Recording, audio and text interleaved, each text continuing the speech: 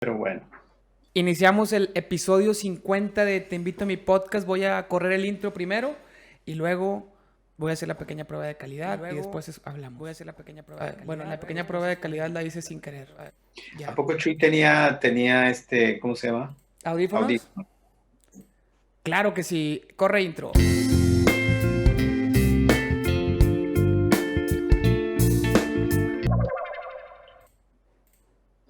Listo. Es que tú no escuchaste el intro porque lo estoy grabando en otro lado, pero bueno, ya. Quedó. Está funcionando todo a la perfección. ¿Cómo estás, Alberto Anguiano?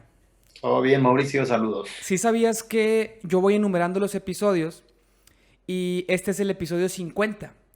Y el episodio 50 le iba a tocar a Eva, pero el que iba a ser el 49 canceló y Eva fue el 49, entonces tú le robaste ese lugar. El 50. El episodio número 50. Pues qué gusto. Eh, bueno, ya sí sabías que ya vino Chuy y vino Hilario. Wow. Este, Personalidades pura ante las persona. cuales no soy digno de... ¿Por qué no traes tú alzacuellos? ¿Por qué no traigo mi alzacuellos? Generalmente no uso alzacuellos. Ay, Jesús. ¿Qué opinas de los que usan alzacuellos todo el tiempo? Oh, bueno, Cada pues que quien, cada quien. es una vestimenta. Bueno, platícanos Como, quién eres, a qué te dedicas, para empezar en el tema. ¿quién soy? Mi nombre es Alberto Anguiano García. Soy originario de Monterrey, Nuevo León. Pertenezco como sacerdote a esta arquidiócesis desde hace 24 años. Pero te fuiste a la Ciudad de México a radicar. Bueno, digamos que me mandaron. Ok, y con la obediencia, como tienes un voto de obediencia, pues te fuiste muy contento. Así es. Bueno, pues Así qué más es. le vamos a hacer. ¿Cuál es tu área de expertise? Porque tenemos alrededor de 45, 50 minutos para hacer el episodio. Casi nunca duran tan poquito. Va a ser un episodio muy corto comparado con los Esto otros va a ser muy episodios. breve. Entonces, Breve, poco, pero bueno. tenemos que irnos directo al grano Ujú. porque pues tú tienes una agenda muy ocupada Muy buena. y más ahorita en la cuarentena, ¿eh? O Les no quieres. vamos a hacer favor a los que nos escuchan, les vamos a hacer favor porque ciertamente ya lo dice un viejo adagio latino. Esto brevis et placevis. Sé breve y agradarás. Pues sí, pero hay La, cientos de la temas de los brevedad que. no creo que garantice el agrado en los demás, pero bueno, ya Ok. por lo menos, si uno dice Bueno, tonterías, no ¿cuál es, dice tonterías por largo tiempo. cuándo- cuál es tu área de expertise de estudio? Mi expertise, O mi tu. especialidad.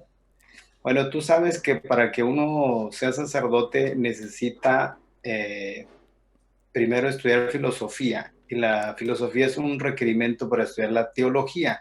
Entonces, la formación académica que la iglesia pide en el derecho canónico a los que van a ser ordenados es filosofía y Y teología. eso fue Yo gracias tengo, a Trento, lo platicó Chuy. Gracias a lo Trento. platicó Chuy.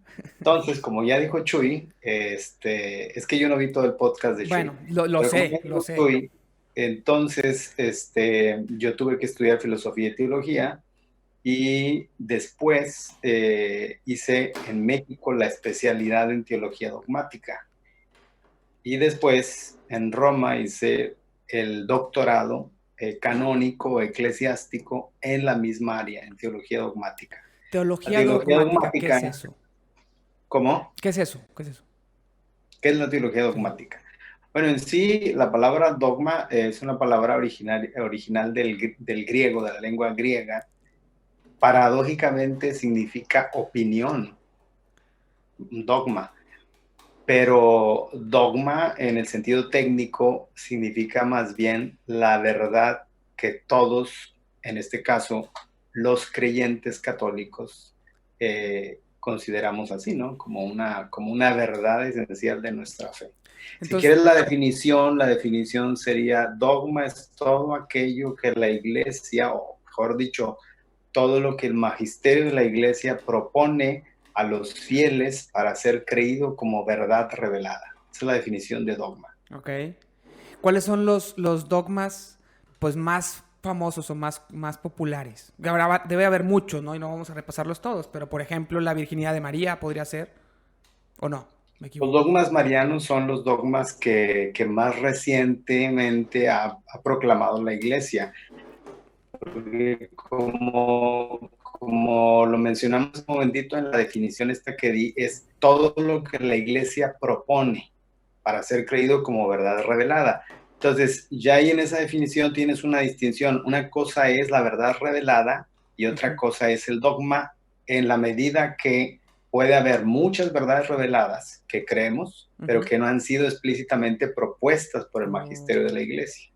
Entonces, lo propio, lo específico del dogma es que el magisterio lo ha propuesto explícitamente y lo propone en circunstancias en donde hay confusión, una confusión que es, digamos, bastante extendida en la iglesia. Podrá haber teólogos, por ejemplo, podrá haber católicos creyentes que digan alguna cosa que sea contraria a la verdad revelada, pero que no alcanza a tener un impacto tan generalizado en la iglesia y entonces, bueno, se deja la opinión que corra, se deja que Ujú. corra esa idea. Pero cuando se trata ya de una interpretación muy generalizada, muy extendida, que realmente afecta la unidad de la iglesia, o sea, pone en peligro la fe de la iglesia. Entonces sí, el maestro, el magisterio, interviene, aclara y delimita. Dice, mínimamente esto es lo que creemos. ¿Algún ejemplo que haya pasado? Los dogmas marianos, como tú decías, son los que recientemente la iglesia ha proclamado. Está el caso de eh, la Inmaculada Concepción, ese es del siglo XIX, 1854, proclamado por el Papa Pío IX. Y luego, un siglo después, prácticamente, el Papa Pío XII proclama la Asunción de María. ¿Y por qué se llama teología dogmática y no nada más, pues, sé qué Ah, onda buena con los pregunta. dogmas? ¿Cuál es la unión Buena con la pregunta, teología? sí, porque así como estamos haciendo la distinción entre revelación y dogma, ¿verdad? Que Ajá. en parte coinciden, pero no absolutamente, igualmente se puede hacer una distinción entre dogma y teología. Mm, Entonces, la teología en general, como la palabra lo dice, también etimológicamente es un discurso sobre Dios en general. Pero cuando estamos hablando de una teología dogmática, entonces si la teología la entendemos como una ciencia, pues tú sabes, toda ciencia tiene un objeto de estudio. Entonces, el objeto propio de estudio de esta teología, de este discurso o estudio sobre Dios, son en concreto los dogmas. O Entonces, sea, una cosa es el dogma y otra cosa es la teología, es decir, el estudio del aquella, dogma, ¿no? así es, Ok, aquella ciencia teológica que se dedica a estudiar los dogmas, ok. a diferencia de una teología moral, una teología espiritual, una teología Muy pastoral, bien. etc. Bueno, una cosa más antes de terminar la pequeña introducción para adentrarnos al tema, porque ya teníamos Estamos un en el tema. intro apenas. Sí, sí, sí, porque el episodio no va a ser de teología dogmática, habrá Ah, otros, porque tú ya habías propuesto tema, ¿eh? Y el tema ya está aquí escrito porque, bueno, en la grabación pues está mi cara, tu cara y el título del podcast y el título del episodio. Ya viene aquí al lado, la gente lo está viendo. Entonces, el título este del, episodio se oye bien, ¿eh? Lo hace interesante, parece como una serie. Sí. Pues es una serie de mi vida, ¿no? La gente, Ah, invito a la gente. No te he explicado porque como no tienes mucho tiempo, no quiero gastar mucho tiempo en explicarte el concepto, pero la idea así muy rápido es, invito a mis amigos o a gente que considero que puede ser interesante, platicamos de cosas que me generan curiosidad y como a mí me generan curiosidad demasiadas cosas, pues hay mucha variedad de temas. Entonces no hay una serie en cuanto a una línea cronológica de temas que tengan que ver, o sea, que tengan algo en común, sino por el contrario, ¿no? Pero todo tiene que ver con algo que he vivido o con experiencias mías y la idea es pues que después mis hijos lo puedan escuchar y que me conozcan y que conozcan a toda la gente que puede llegar a ¿se identificar. usarán los podcasts cuando nazcan tus hijos? ¿Todavía? Bueno, Yo- quedarán en el archivo pero ahí. quedarán en el archivo, sí, sí, sí. Y esperemos que evolucione. Pero bueno, es un pequeño audio que se deja. El podcast en realidad es solo audio. Se sube a una plataforma donde escuchas puro audio, pero también pues se puede subir agregándole video a plataformas como YouTube, etcétera, ¿no? Entonces, bueno, esa es la idea.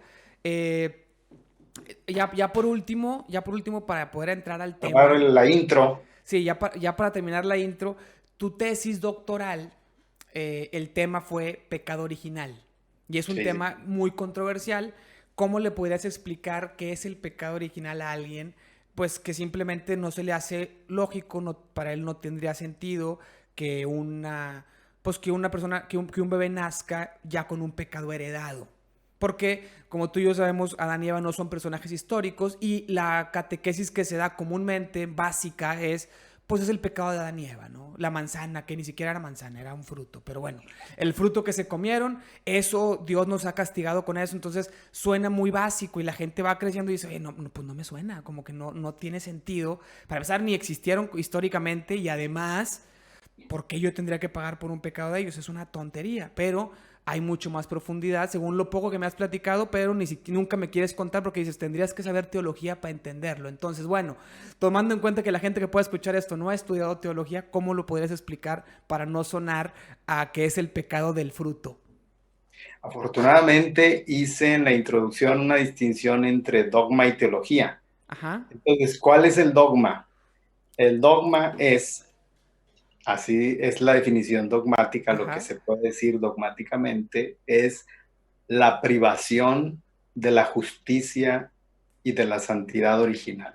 Esa es la definición de pecado original. Obviamente, por ejemplo, en un curso de teología, yo a los estudiantes les digo, miren, lo primero que tenemos que clarificar es cuál es el contenido dogmático. ¿Por qué es importante? Porque sobre el pecado original hemos oído decir muchas cosas y los mismos autores de teología, allá por los años 50, lo primero que se propusieron cuando un documento del Papa, una carta encíclica del Papa Pío XII, ajá. habló sobre el tema. Entonces, los teólogos, a partir de ese momento, 1950, lo que hicieron fue, bueno, vamos a clarificar, porque no está claro, vamos a clarificar qué es lo que la Iglesia ha dicho en distintas ocasiones, qué es lo que el magisterio de la Iglesia ha dicho con respecto al pecado original y qué es en realidad el contenido dogmático del pecado original. Entonces, eso es lo primero que hay que clarificar. Y después entramos en teología. ¿Cómo se puede interpretar eso? Ok. ¿Verdad? Entonces, yo digo que es afortunada la distinción que hemos hecho. 1950, ¿eh? O sea, hace bien poquito. 1950, el documento al que me estoy refiriendo, la carta encíclica, se llama Humani Generis, Ok. del Papa Pío XII. Muy interesante porque es un documento, es una carta en donde el Papa expresa preocupaciones eh, sobre la situación, yo diría, la situación todavía moderna en el siglo XX, 20. pero la tendencia moderna alcanza hasta la primera mitad del siglo XX. Entonces, hay en la iglesia también una tendencia a interpretar los dogmas de manera racional. Eso técnicamente se le conoce en teología como el modernismo. O sea, el Antes no había término. racionalismo para los dogmas, era nomás así es y ya. Pero ahora se racionaliza, a eso te refieres? No, no, no, no. Siempre, el dogma siempre se ha tratado, es decir, los dogmas tienen históricamente como su origen un ejercicio de razón de parte de los creyentes, de parte de la comunidad cristiana, ¿sí? Ujú. Pero cuando hablamos de modernidad, estamos hablando de un término histórico muy asociado a una forma de pensar. Ok. Entonces, la modernidad tiene que ver con un paradigma, un cambio de paradigma que afecta esencialmente al modo como se piensa. Entonces, ¿qué sucede en la época moderna? Que en la época moderna, a partir de las investigaciones de Isaac Newton, el modo de concebir el mundo cambia radicalmente. Entonces, la física se convierte en el modelo de la ciencia. Y es ahí donde se va a introducir en la cultura, en la filosofía sobre todo, que es la que permea la cultura, se va a introducir la famosa idea, pues la noción de que es verdad solo aquello que podemos comprobar mediante, mediante la precisión científica, que es precisión matemática, según el modelo Ok. de Newton. Entonces, en ese contexto, en ese ámbito, es que se dice que lo que predomina es la razón matemática, ¿sí? Ok. Y la razón matemática viene prácticamente a desplazar el modo de pensamiento que caracterizó al medievo. El medievo, como periodo histórico, fue un periodo que se distinguió por un conocimiento hecho desde la perspectiva de Dios. O sea, Dios es el que explica los fenómenos, ¿no? Y en todo caso, esta manera de entender a Dios tiene que ser confrontado con la razón filosófica que en aquel tiempo era la razón aristotélica.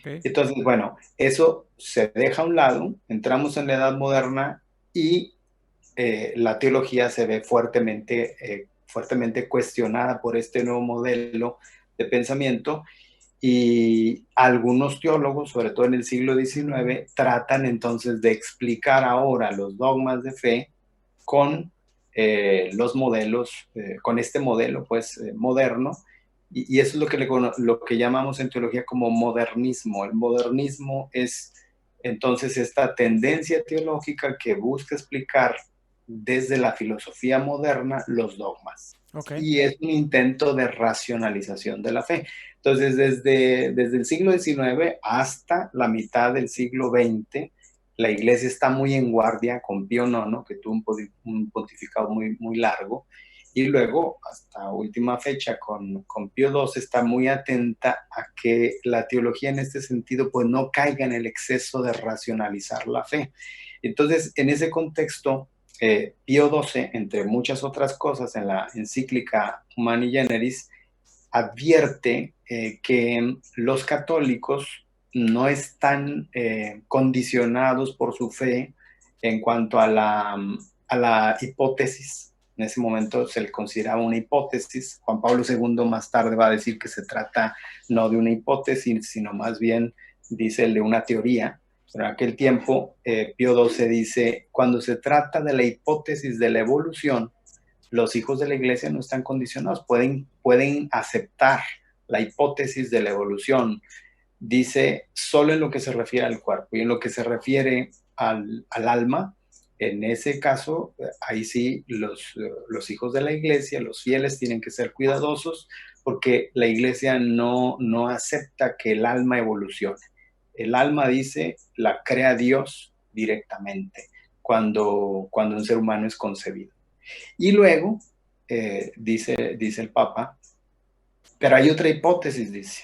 Digo, esta hipótesis, dice luego, puede ser motivo también de preocupación en el terreno teológico cuando se habla de pecado original, Ujú. porque derivado de la hipótesis de la evolución está el supuesto de que a lo mejor no venimos de una sola pareja.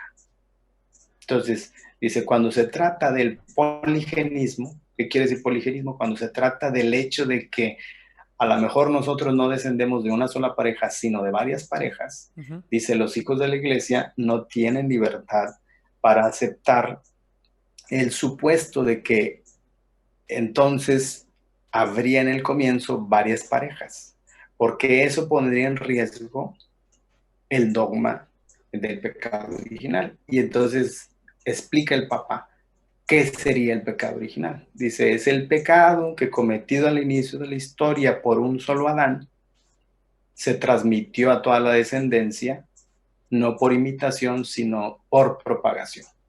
Y dice, eso es conforme a lo que dice la Escritura y es conforme a lo que dice también la tradición de la iglesia y lo que enseña el magisterio.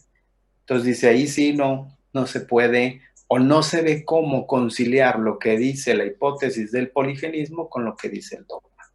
Entonces se trata de una pregunta muy interesante la que hace el Papa, ¿verdad? Eso fue el 50, no fue Juan Pablo. 1950. ¿Y ha evolucionado ese pensamiento más? Claro, sí, a partir de ahí es que te decía A partir de que, ahí inicia como toda la investigación. o sea, a partir de ahí es que en la época reciente los teólogos se abocaron a analizar el asunto del pecado original, como que el Papa puso el dedo en la llaga otra vez a partir de esta encíclica, porque él hace la pregunta así, no se ve cómo conciliar lo que dice la hipótesis del poligenismo con lo que afirma la Iglesia sobre pecado original. Entonces, ¿Y ya se concilió? Ya se debe haber conciliado, ¿no? algunos, ¿Ya algunos lo teólogos conciliaste tú? algunos teólogos dicen, bueno, el Papa está preguntando qué podemos hacer al respecto. Él dice, no se ve cómo, pero no es un no No es imposible. taxativo, Él sino no, que no se le ocurrió. está preguntando, es una pregunta como retórica, ¿no? Entonces O así lo una interpretan invitación a investigar, ¿no? a pensar.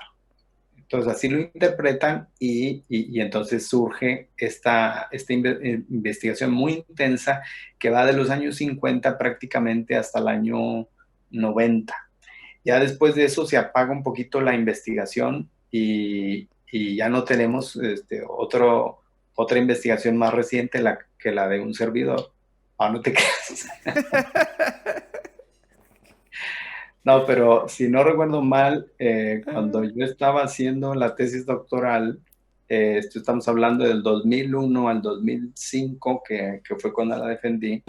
En este periodo, yo estuve tratando de investigar qué había al respecto y, bueno, académicamente hablando, y sí había una tesis que te digo, si no recuerdo mal, era del 2009, perdón, del 2009, de 1999 de un italiano, Scanziani. Entonces él hace un trabajo también de pecado original.